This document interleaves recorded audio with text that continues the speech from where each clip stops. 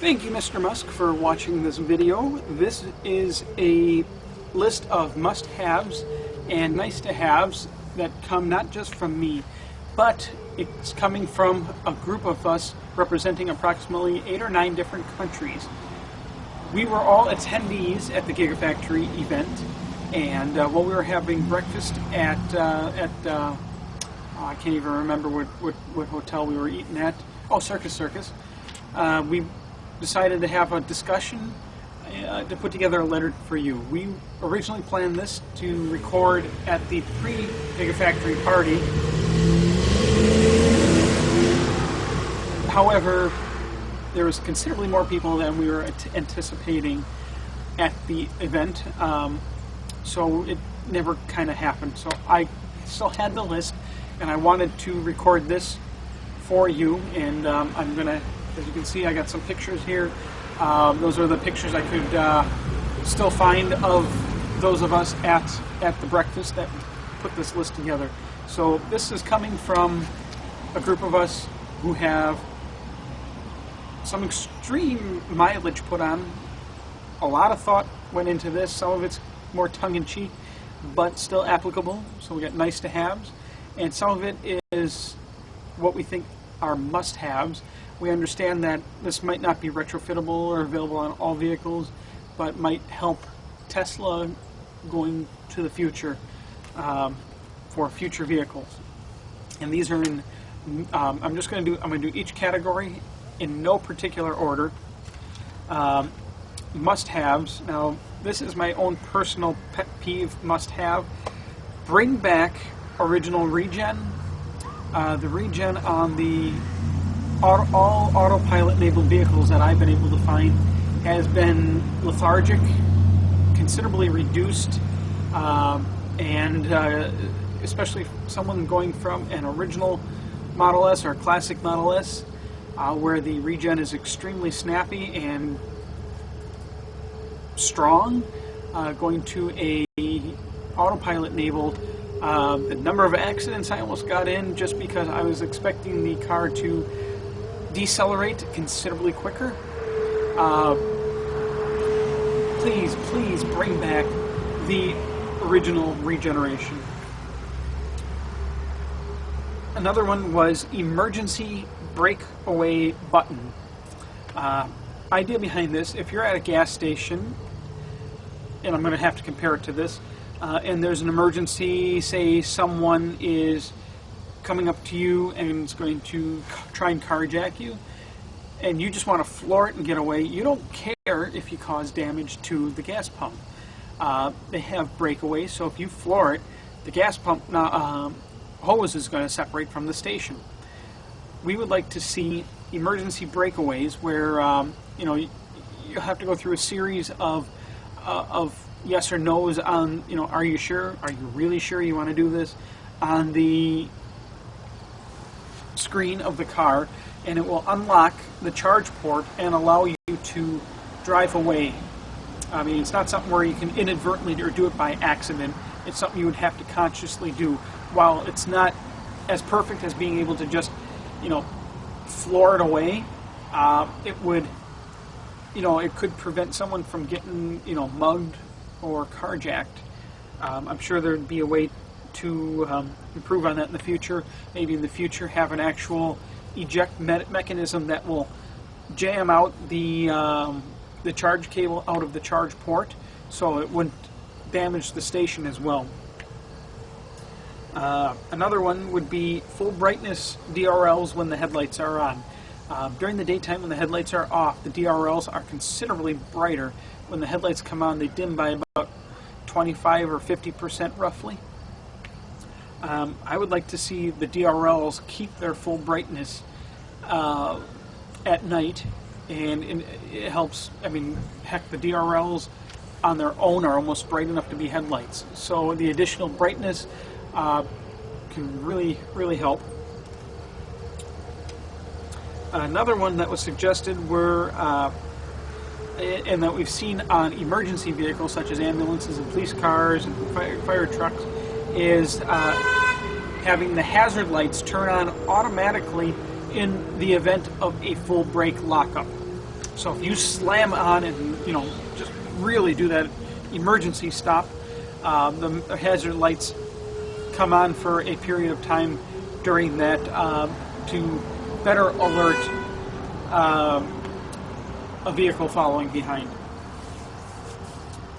Bidirectional charge port is got to be a must-have. At the very least, a cable that would allow Model S to Model S, or I shouldn't say that because we got more than just the Model S out now, and we got the Model 3 coming soon. Tesla to Tesla, vehicle to vehicle charge shuttling. So, it could be at a slow pace, but just something to help a stranded Tesla motorist get some charge back into their battery to allow another Tesla to shuttle a charge into them as for emergency. Get them out of emergency situation, get them off a freeway, country road. I've seen a number of instances where that would have been very handy, and it's sure is much better than a tow truck, which these tow truck drivers still just don't seem to grasp the concept of how to properly strap down a Model S. I've seen so many get damaged, and I know AAA's got their charging truck, which still uses J1772. They only give you 15 minutes worth of power, which might be enough to limp off the freeway. But if you're going down a freeway road, say through North Dakota or South Dakota, you're still hard pressed to find a place to plug in. Just another must-have suggestion. Vehicle to house would also be great. While the Powerwall would be awesome,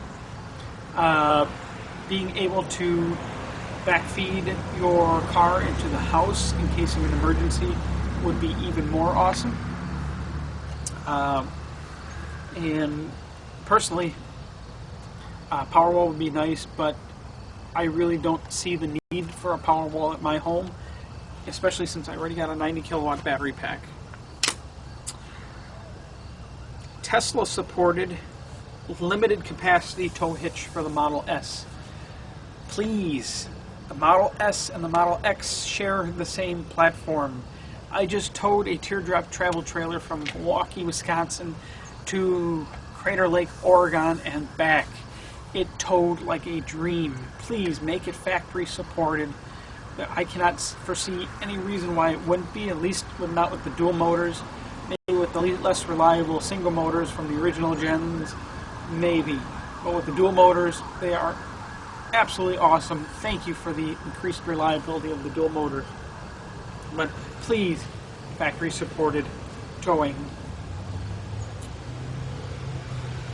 And that is my current list of must-haves. Now come the nice-to-haves. Once again, in no particular order. Additional passenger side charge port. While the driver side charge port is nice, at least in the those countries that have driving on the right-hand side of the road, curbside charging is very dangerous for a Tesla vehicle, considering that it's pretty much doable. Having a charging wand sticking out the street side of a Tesla vehicle, just waiting for another vehicle to get a little too close, clip it and destroy your charge port and leave you stranded. Even if you don't do DC fast charging on the passenger side, just having a AC charge port would be extremely beneficial for that curbside charging. Originally, when the Model S was made public and deliveries were happening, and I'm going way back to firmware 4.2 and 4.5, on the charging screen, if you had the slider set for energy settings, it would show your charge rate in kilowatt hours or gained and kilowatts charge rate. 10, 15, 16 kilowatt, 20. Well, at some point around firmware 5.5 or 5.8 or 6, somewhere around there, That changed. So now, if you have it set to energy, all you see is a big fat percentage, which I personally find extremely useless. I would rather know how many miles of range. Ugh, mosquito. I would rather know how many miles of range the vehicle has. Yet, I want to know the charge rate in terms of energy, not guesstimated miles per hour being gained back, especially since that gets averaged over a period of time. Frequently, I see charge speed reduced, especially on superchargers, yet it's still showing a high miles per hour gain, or kilometers per hour gained back. Got him. But with it set to kilowatt, if that charge speed's reduced, that reflects it instantly, so I know something's going on, something's wrong, that which prompts me to either move to a different station or unplug, plug it back in, try again, which usually solves the issue. Please bring back the old style or have it as a third option. It's all software, should be simple to fix. A very nice to have, which has drove me absolute batshit crazy since that has been taken away, and it's a pain in the ass having to switch back and forth between the two.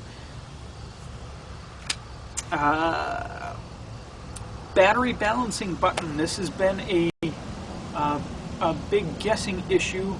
Can you give us a button that we could press on the touch screen that would force battery balancing? They tell us that it's always happening, yet for some reason we only see it happening apparently when we're at 100%. We'd like to have more information of what's going on, how balanced our battery pack is, how out of balanced it is. I've gotten to see the I guess battery BMS screen that the service centers can log into. I've seen that a few occasions. I'm not going to say specifically where because I know I shouldn't have been allowed to see that, which I can't understand why. That's important information the owner would want to know about the battery's health, and something like that to be able to see would be awesome. Even if we can't see that, just a button that we could press to know or initiate the balancing would be really awesome. Kind of like in general have the cars in general user mode, but then like a lot of programs out there have an advanced or super user style mode that would be able to provide those of us who are more curious with more information. Automatic current adjustment to give the lowest, charge the car at the lowest current possible to complete charging by a specific time. So say I plug in, I want to have my car charged by 7 a.m., which is when my time of use electrical service is over and my electric rates double and triple depending on time of the season. So I don't want the car to charge past that, but I also don't want to charge the car at, say, full power or have to sit there for 10 minutes adjusting the current until the averaged out time to completion has caught up to the current, the amperage that I have it set at. I hope that makes sense for you. You're a smart guy, you'll figure it out. We had a request for a delay in the vehicle fan after exiting the vehicle because when running the AC it gets that musty smell after the moisture in the AC system sits there. The request was to keep the fan running for a minute or two, or actually the request was for a half hour, which I think is a little excessive, but a delay in the fan so that way it can dry out that system before the vehicle's parked so it doesn't mildew, mold, so on and so forth. And I am going to take that a step further in saying that I think there should be a delay in powering down of the air conditioner or heat for about, say, 30 seconds after all the doors are closed. Give you an example. I open the front door, put my oldest in his seat, but then I shut the door and the heat shuts off. Air conditioning shuts off. Then I open the back door, put my youngest in his car seat, heat's on, shut the door, heat shuts off. Then I come around to my seat, open the door, I get in, finally heat stays, or air conditioning turns on and stays on now that I'm in the vehicle. I mean, that's every time you do that, you're cycling the fan, you're cycling the air conditioner, and you're cycling the heat system, depending on what you're specifically using. But if it would have like a 30-second delay, I mean, that would avoid the compressor turning on for 3 seconds just to shut off, just to turn on again, just to shut off, or the heating strips to turn on for 3 or 4 or 5 seconds just to shut off again, back and forth. That way, by the time I get around, I mean, there's already a good amount of heat or cold air blowing, but the cycling on and off, the systems are cycled on and off so quickly, it doesn't have enough chance to build up any kind of warmth or cool air. Yes, I know preheating or pre-cooling the car could remedy that, but it's not always an option, especially given the extremely lethargic response time of the Tesla app. The Remote S app, the third-party Remote S app, does a considerably better job of response time, and I'll be honest with you. A request from Phil. Symmetrical use of...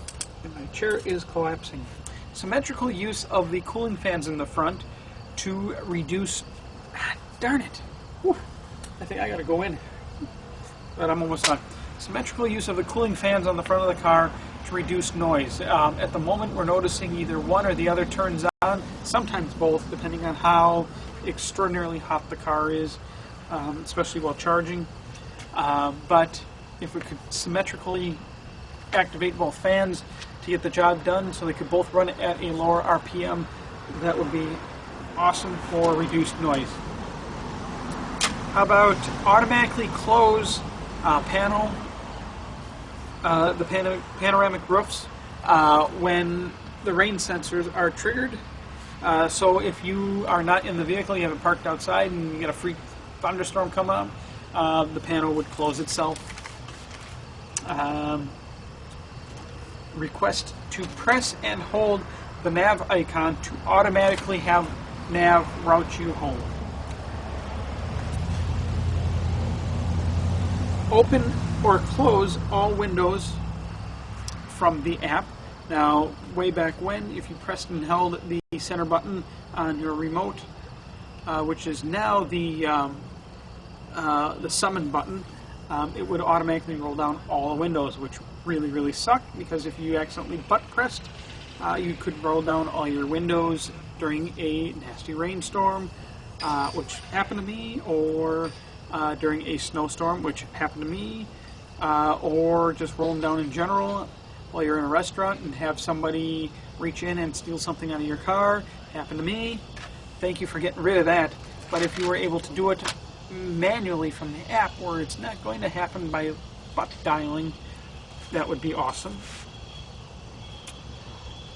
Drive-in theater mode. I did make a video on Tesla Owner's Guide to the Drive-in Theater.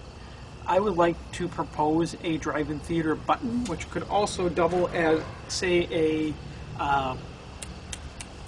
camper mode button, which would shut off all external lights and keep the car from going into sleep mode and shutting off the screens, and keeping your stereo active, so you could enjoy a drive-in movie theater. Yes, those still exist, and they are a blast to take a Tesla to, because you can run that air conditioner and you're in comfort, and the sound system is just so much better.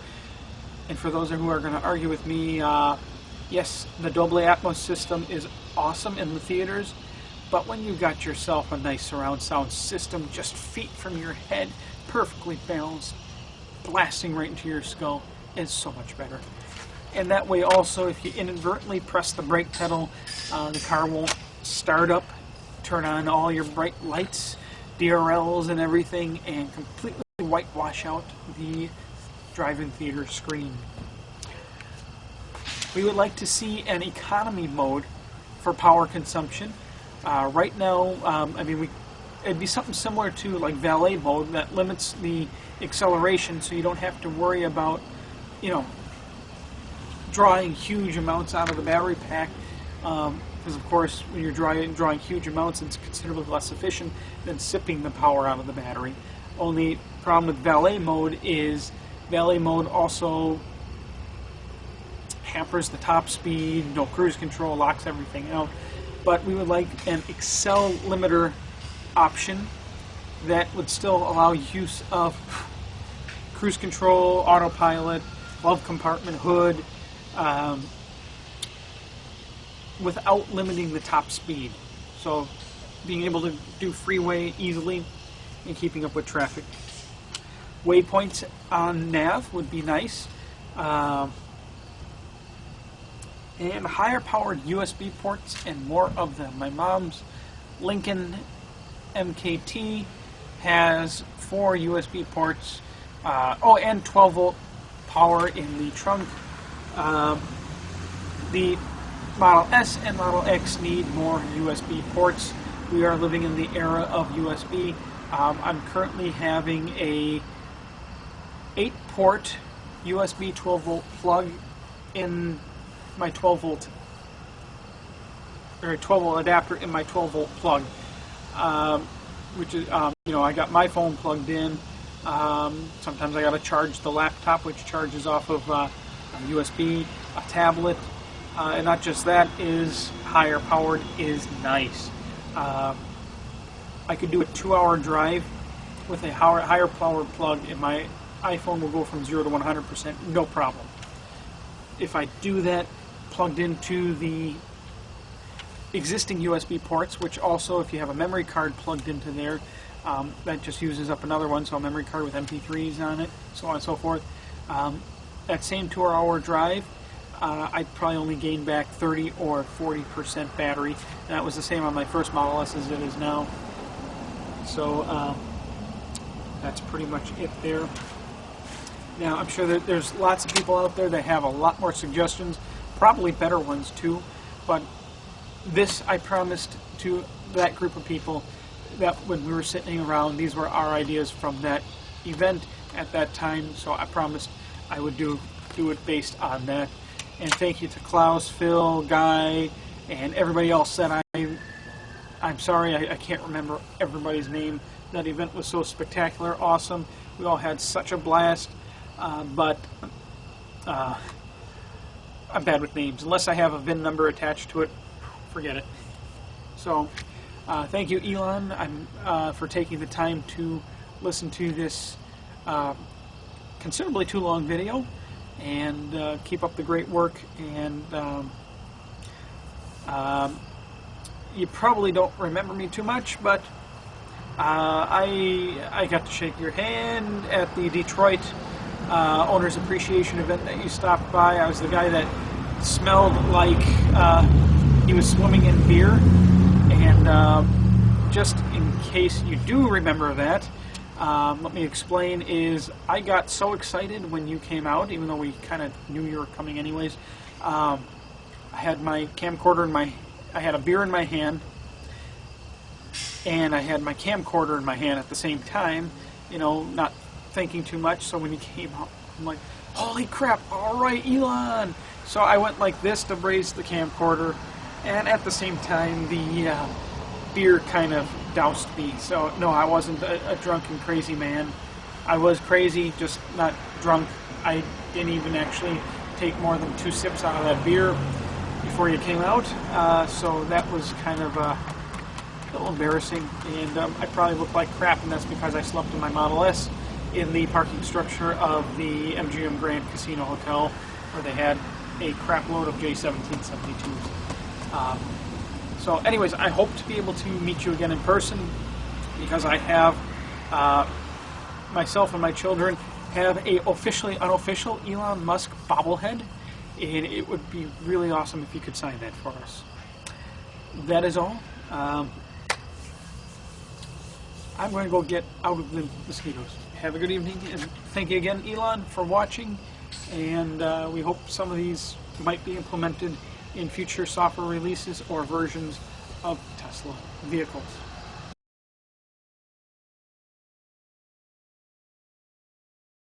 Smile, cheese.